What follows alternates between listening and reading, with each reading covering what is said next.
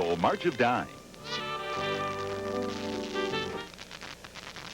CBS Late Night will begin 1/2 hour from now, following this CBS News special report. I sought approval of my superiors for every one of my actions, and it is well documented. That disagreement involves a clear implication from his testimony that I authorized an operation involving pervasive disregard of statutory restraints. This is untrue because it is unthinkable. This is a CBS News special report.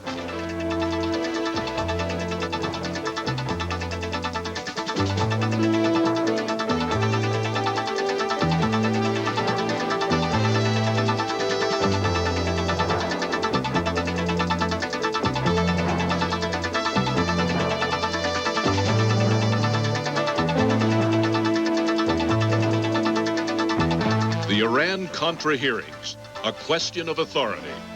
From Capitol Hill, here is Dan Rather. Good evening, and what a week it's been here on Capitol Hill, and it's only beginning.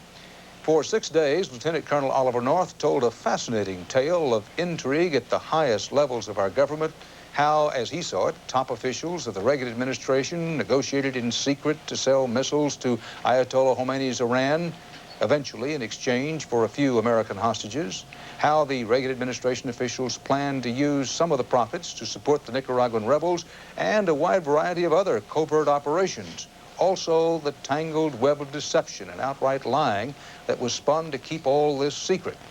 This has been a story of passing the buck and passing the bucks. Colonel North finally finished telling his story today, but long before the hot seat had a chance to cool, it was occupied again by a man who had a different tale to tell. Leslie Stahl is here now to tell us about that. Leslie?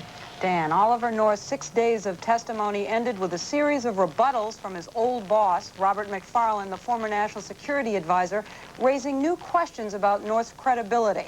On a number of points, it's one man's word against the other. I sought approval of my superiors for every one of my actions, and it is well documented. But McFarlane, his superior, was firm in denying that North had his approval to help the Contras militarily.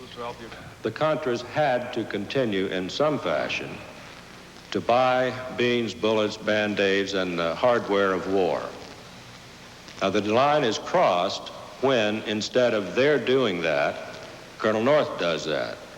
In the chartering of aircraft, the hiring of third parties to sell arms, things like that, went over the line from advice to an operational role, and that was not authorized.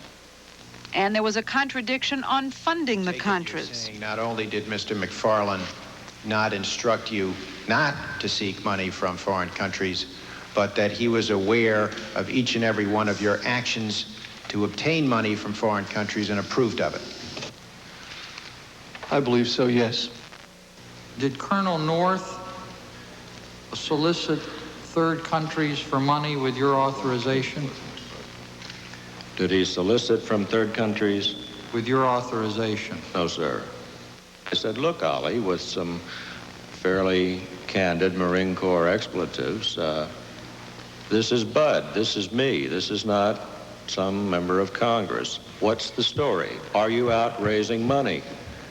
And he said, I have never, in any fashion, breached the law concerning any activities, nor have I ever raised money. There was also sharp dispute on a plan proposed by CIA Director Casey to run covert operations hidden from Congress. The director was interested in the ability to go to an existing, as he put it, off-the-shelf, self-sustaining, stand-alone entity that could perform certain activities on behalf of the United States. If I understand your testimony today, you not only didn't authorize that, but further, you did not know about that. Is that correct? That's correct. On the cover-up, McFarlane challenged North's version of how a chronology of events was doctored up. So Mr. McFarlane persuaded you that, notwithstanding the fact that it was false, it was the wise course to put this story out? Well, he convinced me to go ahead and put it into the chronology this way, yes. He specifically said, and I wrote my notes down at the time, that this version was altered at your request. Do you recall that, and is that consistent with your recollection? I recall the statement very well, and it is a very clear and sharp disagreement between Colonel North and myself, and it simply isn't so. No, I don't recall ever using the words shredding party. I also don't recall, I mean, it's just not my vernacular to use the word shredding party. He said that there was going to have to be a shredding party. McFarlane offered several explanations for the discrepancies between his under oath testimony and North's. Certainly, I'm not perfect, and I can be misunderstood. He is a thoroughly honest man of integrity. If he failed to inform me of something he was doing which he thought might be questionable, he probably did it to protect me. One possibility is that North took secret orders from CIA Director Casey. McFarlane said today that he's troubled and embarrassed that he never knew how often Casey and North got together. Dan? Thank you, Leslie. Perhaps Admiral Poindexter will be able to shed a little more light on that beginning tomorrow. After completing his testimony today, as he has on previous days, Colonel North thanked those Americans who had supported him with good wishes and prayers. And later, North, still in uniform, had dinner with attorney Brendan Sullivan at a showy Washington restaurant. They'll be seeing a lot more of each other as the Iran-Contra special prosecutor continues to investigate North for possible criminal wrongdoing, indictment, and possible trial. Throughout his tenure in the White House, Colonel North was at odds with the Congress over ideology, politics, policy, and policy making. That battle carried over into these hearings, right up through this final day of North's testimony. As Phil Jones reports, it appears the battle ended today in a kind of stalemate. For days, this 43-year-old Marine Lieutenant Colonel with a chest full of medals and ribbons had led a successful political assault against 26 men who had expected to control the show. Some of the most powerful politicians appeared to sit stunned and bewildered at times, while North played over their heads to the American people, sitting ramrod straight on the edge of his chair, always having just the right expressions. At times, he looked like the attack dog. And when the committee went on the attack, North's eyes appeared ready to well tears, the perfect underdog pose. While North's stack of telegrams got higher, many committee members found their letters and calls growing more vitriolic. And today, the committee snapped back at Americans who had called in ethnic slurs against the chairman, Senator Daniel Inouye. The chairman was recommended for the Congressional Medal of Honor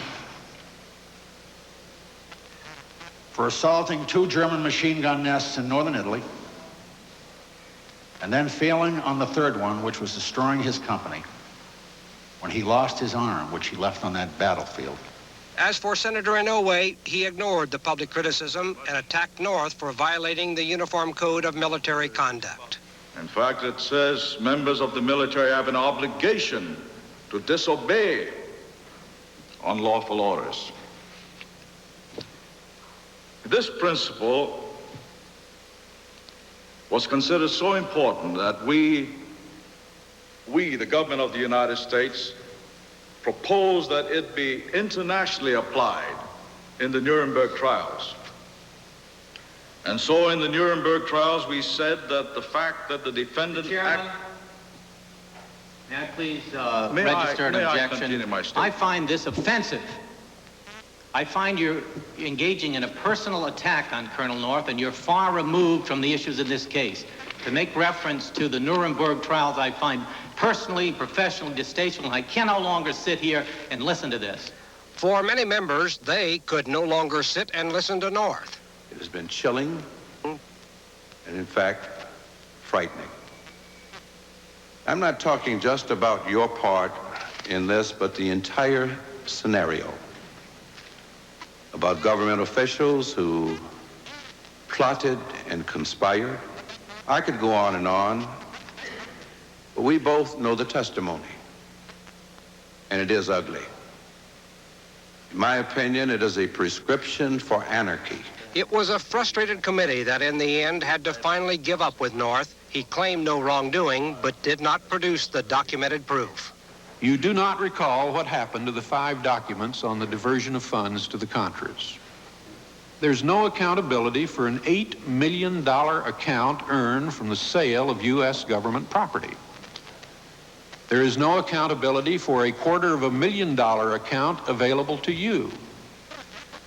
You say you never took a penny. I believe you. But we have no records to support or to contradict what you say. In the end, when North was asked if he had any final statement, he ignored the Congress. I would simply like to thank the American people who have responded with their good wishes, their support, their prayers through what has been for me and my family a long and difficult ordeal. I thank them for that, and I salute them. North was certainly a difficult witness to handle, but his testimony did help the committees in reaching their ultimate mandate of determining just what went wrong with American foreign policy. Dan? Thanks, Phil. The next witness tomorrow, another of North's former bosses, one-time National Security Advisor Admiral John Poindexter. Earlier this evening, I talked with 2 members of the select committees, Democrat Thomas Foley, the House Majority Leader, and Republican Senator Warren Rudman of New Hampshire, Vice Chairman of the Senate panel. We talked about the possibility that Poindexter may drop some bombshells tomorrow.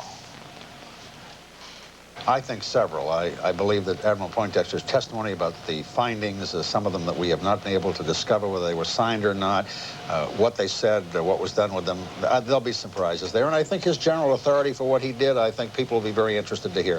I think it'll be a riveting morning of testimony. His general authority for what he did, you mean authority from the president? That is correct. What he perceived his authority to be as to what he will testify to. Congressman Foley, what do you want most to know from Admiral Poindexter? What he told the president, what the president told him, what his relationship was with the president in carrying out these activities. Was there, in effect, a direct line of authority from the president to do these things? Or was he acting in some way on his own estimate of what his authority was, outside of direct presidential knowledge and control? I don't think he's going to say that the president knew about the diversion. I think he'll probably say the president did not. In that sense, I think the president will like what he hears. Would you say on a scale that Admiral Poindexter is a much more important witness than anybody else you're going to hear from? By far, he is more important than Colonel North, and I've thought that for months. Colonel North will be by far the most interesting witness we'll hear from, but in terms of substance, in terms of how this all happened, presidential authority that Tom Foley was talking about and what happened to some of the findings, John Poindexter is the key witness, it seems to me, this entire investigation. Mr. Leader, what about these contradictions? Now, Robert McFarland came on for his second round of testimony, public testimony today, and pointed out what he believes to be contradictions between his testimony and Oliver North's. He said that he didn't ever sign off on the diversion of cash to the Contras, said he never authorized the changing of documents to mislead Congress. Where does that leave us? Whom do you believe? Well, it's one has to think about this a little bit because it is disturbing that we have this direct conflict of testimony. So one has to sort of read this along with Colonel North's testimony, which in part suggested that he acted on the basis, if you don't stop me, I'm going to go ahead.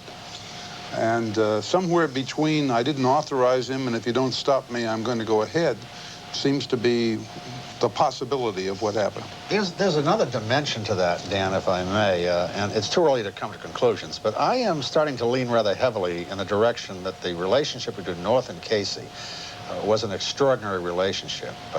Although North worked for the NSC and reported nominally to McFarland and Poindexter, it was obvious he was getting a lot of tasks from Casey. He would then go to his superiors and generally brief them. He says specifically, McFarland says generally.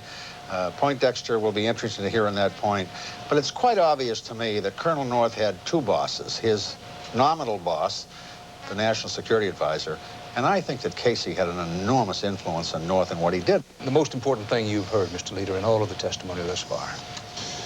The degree to which there was a kind of secret and private undertaking of national security policy, the degree to which it was actually suggested that this be made somewhat permanent, the degree to which people were kept out of the loop of information, not only the Congress, but the Defense Department, the State Department, cabinet officers, even the CIA to some degree with the connivance of its own director. There has to be a way to make sure that the National Security Advisor, who is accountable to the President of the United States, has closer control over the people who work for him. Because, you know, there are other people in this world as innovative and as brave and as devoted and as persevering as Oliver North. I think they're fine in the right place, but they ought to be supervised, particularly if they're out making policy for the United States around the world, which North was carrying out policy initiatives with all sorts of people. So I am struck by the almost casual way in which some of these things happened. I think that, to me, is the most striking. I wouldn't have believed it. Thank you, Senator Redmond. Congressman. CBS News special report continues tonight. We'll be joined by an expert on covert activities. Former CIA Director Stansfield Turner will talk about use and abuse of the NSC.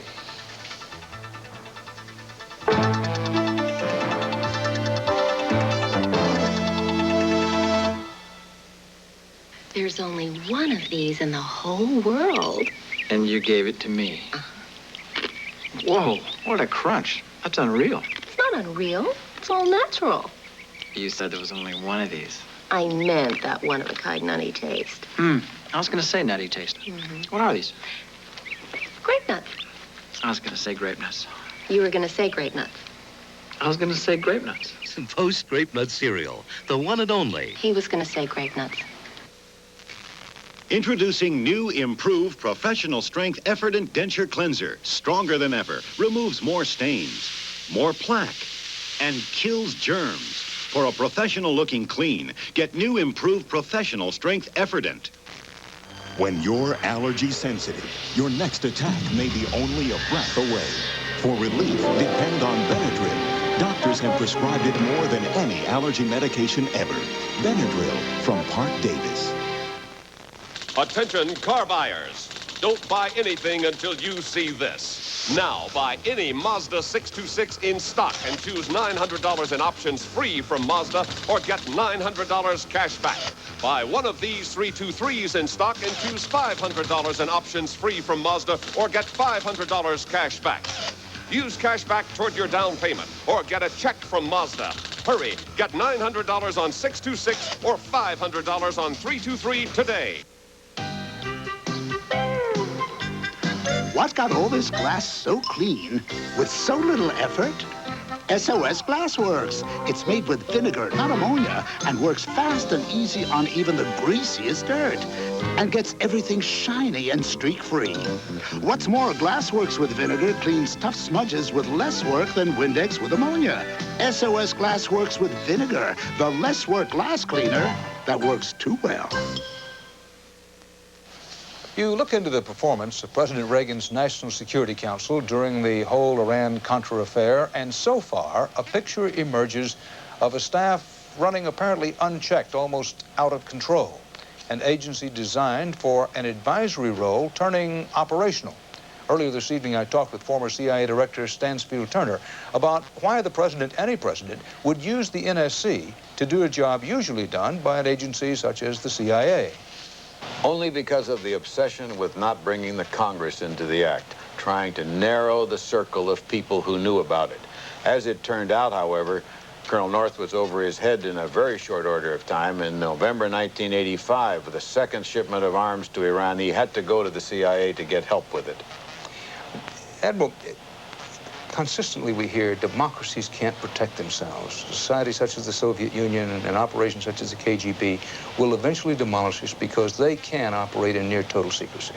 Don't you recognize that the Soviet Union's in real trouble today, not only with their economy, but with their society? Mr. Gorbachev is trying to reform the whole society because the lack of openness, the lack of democracy is grinding down their economy. They don't have initiative, they don't have incentive. No, it's a Achilles tendon for the Soviet Union to be the closed, repressive society it is. Our strength is the opposite. The other evening on this broadcast, we talked about Admiral Poindexter, described him as possibly the key witness. Have you seen or heard anything that diminishes his testimony in importance? No, not at all, but I think we have to recognize there are other people who have been touched by Colonel North. Mr. Reagan, Mr. Schultz, They're all going to come up, and certainly the Attorney General. Poindexter is probably the most important because he was closest to the scene on this particular circumstance.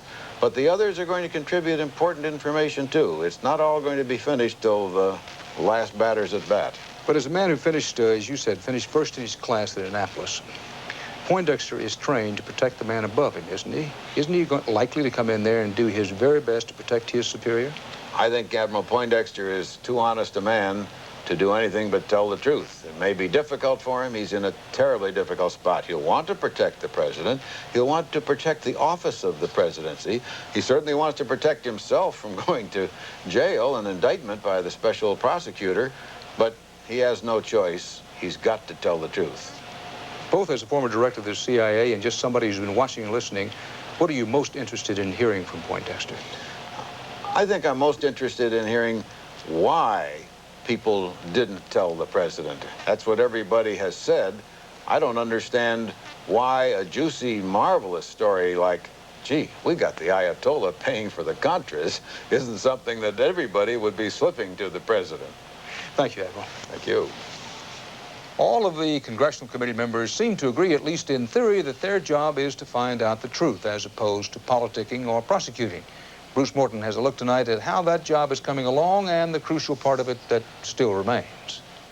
Colonel North, Mr. Sullivan, I think we're now at the end of a long 6 days.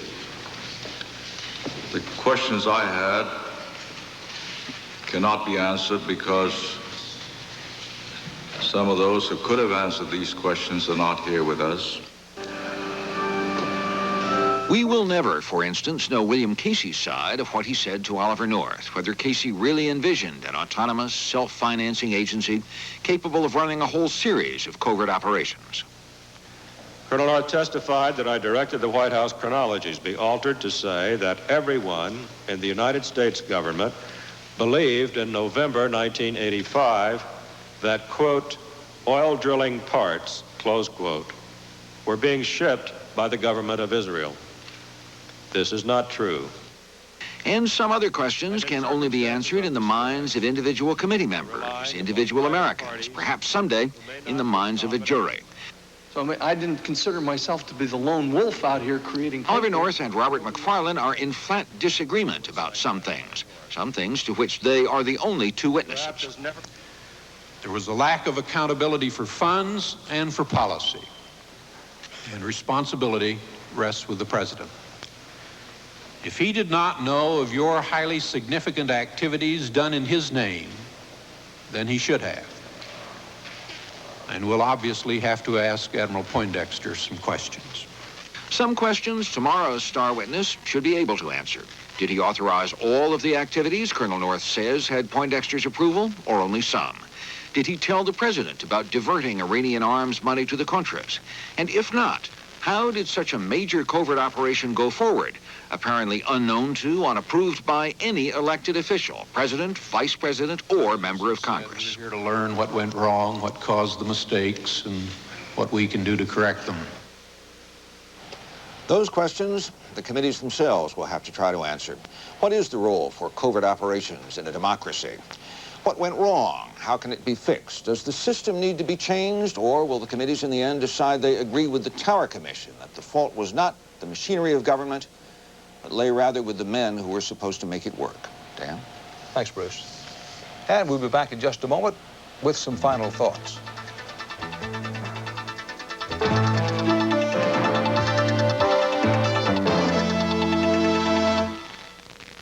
Breakfast without Kellogg's cornflakes would not be breakfast.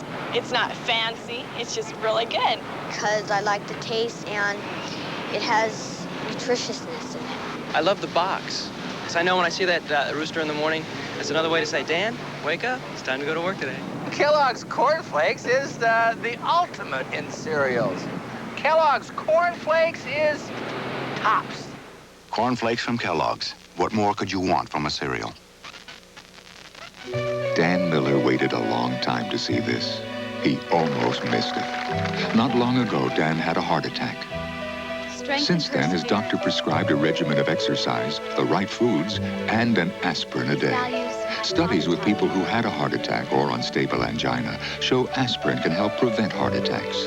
He was always there when I needed him. Maybe it could help you. See your doctor. He knows what's right for you. Dad. This message brought to you by Bayer, the wonder drug that works wonders.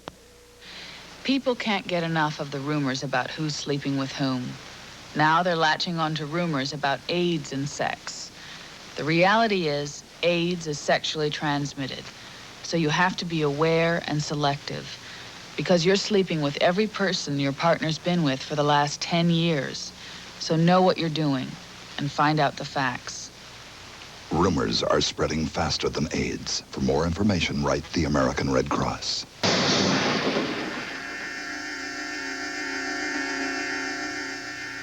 If you drink and drive, this could be the day that you die.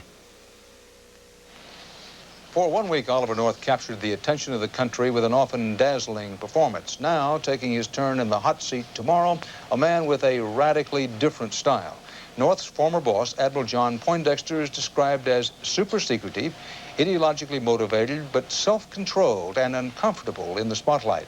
During 50 weeks as Ronald Reagan's national security advisor, Poindexter rarely gave interviews.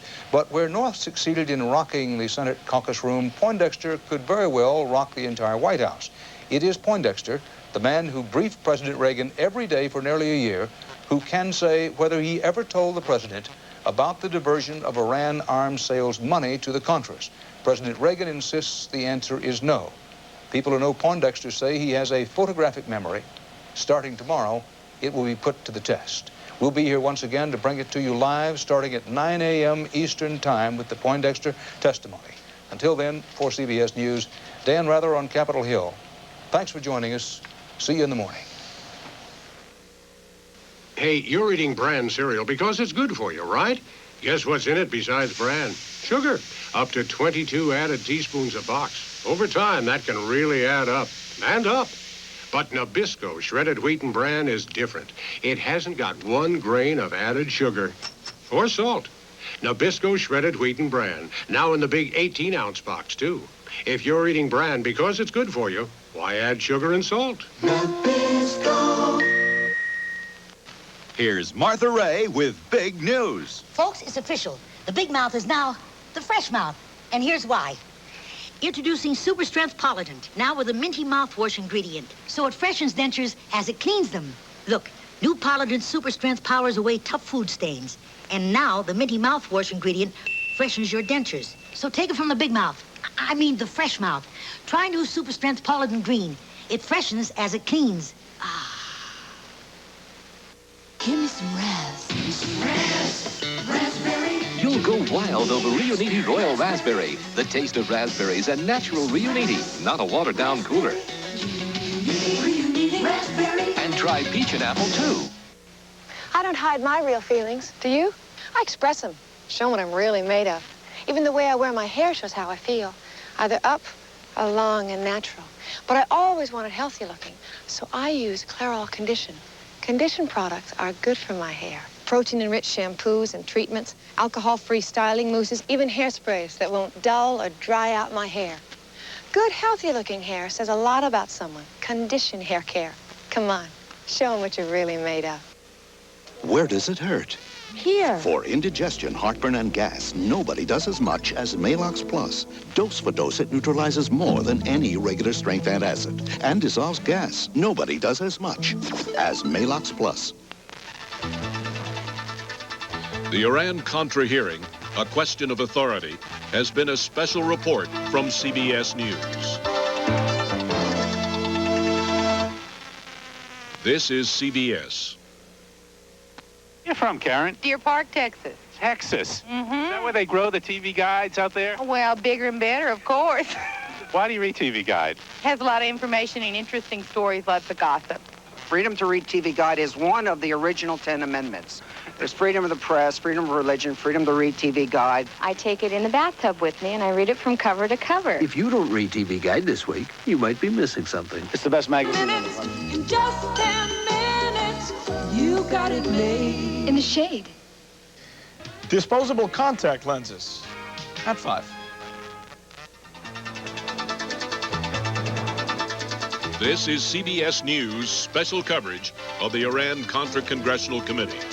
From Capitol Hill in Washington, here is Dan Rather. Good day, and if you thought things were going to get dull around here after Oliver North left, forget it. Former National Security Advisor